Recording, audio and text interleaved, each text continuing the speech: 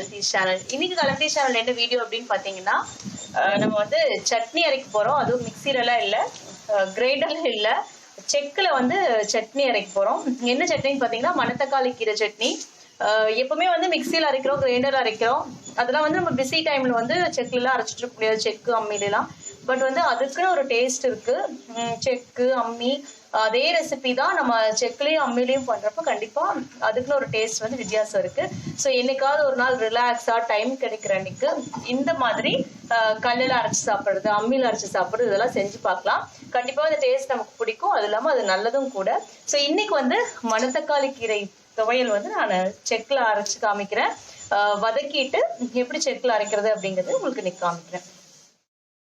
மணத்தக்காளி கீரை பார்த்தீங்கன்னா நமக்கு எல்லா இடத்துலையுமே ஈஸியாக கிடைக்கக்கூடிய கீரை. உங்களுக்கு வந்து ரொம்ப காஸ்ட்லி, சில கீரையெல்லாம் இந்த இடத்துல வளரும் அந்த இடத்துல வளரும் அப்படிங்கிறதுனால மணத்தக்காளி கீரை நம்ம வீட்டில் கொஞ்சமான இடத்துல ஒரு சின்ன தொட்டியில் வச்சா கூட நல்லா வளர்ந்து வரக்கூடியது. அது மட்டும் இல்லாமல் அவ்வளோ ஒரு மருத்துவ குணங்கள் கொண்டது. இது பார்த்தீங்கன்னா உங்களுக்கு வாய்ப்புண் வயிற்றுப்புண் தொந்தரவு இருக்கிறவங்க வந்து காலையில் நேரம் வெறும் வயிற்றுல ஒரு கைப்படி வந்து நல்லா கொழுந்து இலையாக எடுத்து நீங்கள் நல்லா கழுவிட்டு மென்று அந்த சாறு மட்டும் விழுங்குனீங்கனாலே உங்களுக்கு வயிற்றுப்புண் வாய்ப்புண் தொல்லையெல்லாம் தீந்துரும். அது மட்டும் இல்லாமல் ரெகுலராக யூரினரி இன்ஃபெக்ஷன், கான்ஸ்டிபேஷன் ப்ராப்ளம் இருக்கிறவங்க கூட வாரத்தில் 2 அல்லது 3 முறை இந்த கீரை வந்து நீங்கள் தொடர்ந்து சாப்பிடலாம். அவ்வளோ நல்லது. ஸோ இன்னைக்கு இந்த கீரையில் வந்து நான் துவையல் செஞ்சு காமிக்க போகிறேன். இதில் கூட்டு செய்யலாம், பொரியல் செய்யலாம். இன்னைக்கு வந்து நம்ம துவையல் தான் பார்க்க போகிறோம். அதுவும் நம்ம கல் செக்கில் வந்து அரைக்க போகிறோம்.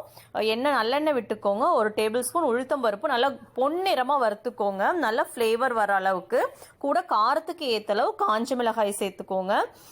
அதுக்கப்புறம் வந்து சின்ன வெங்காயம், எந்த துவையல் வகை ஆகட்டும், அதாவது வந்து மல்லி ஆகட்டும், புதினா ஆகட்டும், நீங்கள் இந்த மாதிரி எந்த வகை சட்னி வந்து ரைஸுக்கு செய்கிற மாதிரி அரைக்கிறீங்களோ அதுக்கு எல்லாமே வந்து சின்ன வெங்காயம் சேர்த்து அரைச்சிங்கன்னா தான் அந்த டேஸ்ட் வந்து இன்னும் நல்லா இருக்கும். டேஸ்ட் அப்படிங்கிறத விட இன்னுமே மருத்துவ குணங்கள் வந்து சின்ன வெங்காயத்துக்கு ஜாஸ்தி பெரிய வெங்காயத்தை விட.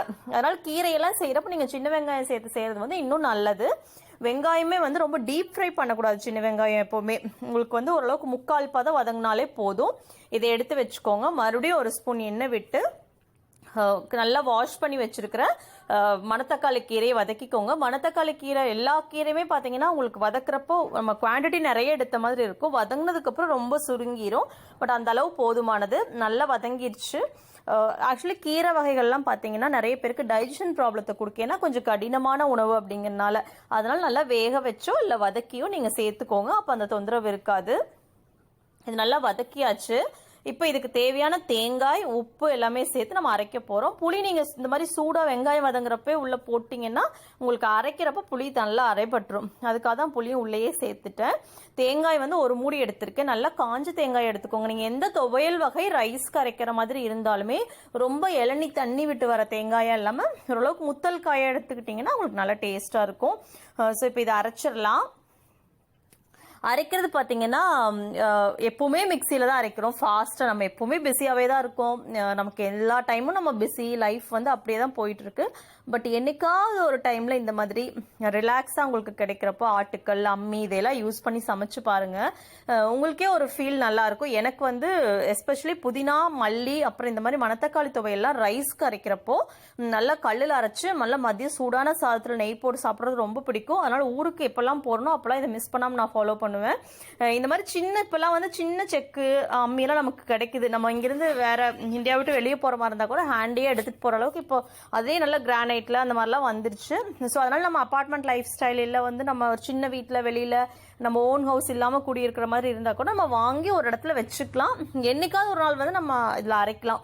அதாவது மசாலா அரைக்கிறப்போ குழம்புக்கு, நான்வெஜ்ஜுக்கு இதெல்லாம் கல்லில் அரைச்சி செஞ்சால் அவ்வளோ சூப்பராக இருக்கும். கொள்ளுப்பருப்பு சட்னி அரைக்கிறது, ஸோ இதெல்லாமே ஆட்டுக்கள் தான் சூப்பராக இருக்கும். ஸோ இது குழந்தைங்களுக்கு வந்து ஒரு ஃபன் ஆக்டிவிட்டி ஆயிடுச்சு. நாங்களும் அரைக்கிறோம் அப்படின்னு அரைச்சாங்க. ஸோ சட்னி வந்து மிக்சியில் அரைக்கிறப்ப பார்த்தீங்கன்னா ரொம்ப வழுவழுன்னு அரைச்சிருவோம். ஆனால் இதே நம்ம கல்லில் அரைக்கிறப்ப என்ன பண்ணுவோம் பாருங்கள், கொஞ்சம் குறக்குறன்னு இருக்கும். ரொம்ப நைஸாக அரைக்காமல் உங்களுக்கு பாருங்களேன், இந்த மாதிரி வந்து எல்லாமே அரைப்பட்டிருக்கும், ஆனால் ரொம்ப வழுவலுன்னு இருக்காது. ஸோ இந்த மாதிரி அரைக்கிறப்ப பார்த்தீங்கன்னா இன்னுமே நல்லா டேஸ்ட்டாக இருக்கும். எல்லாமே நசுங்கி இருக்கும், என்னென்ன உருவம் தெரியாது, ஆனால் வந்து ரொம்ப வழுவழுப்பும் வராது. இந்த பக்குவத்தில் அரைச்சி சாப்பிட்டு பாருங்கள், ரொம்ப நல்லா இருக்கும். ஸோ இப்போ சட்னி ரெடி. இந்த சட்னியை அரைச்சதுக்கப்புறம் என்ன பண்ணுவாங்க அப்படின்னு பார்த்தீங்கன்னா, அந்த கல்லை வந்து நல்லா கழுவி நல்ல தண்ணியில் அது அந்த சட்னியோடு சேர்ந்து தண்ணி வரும், அதை வந்து ரசம் வைப்பாங்க.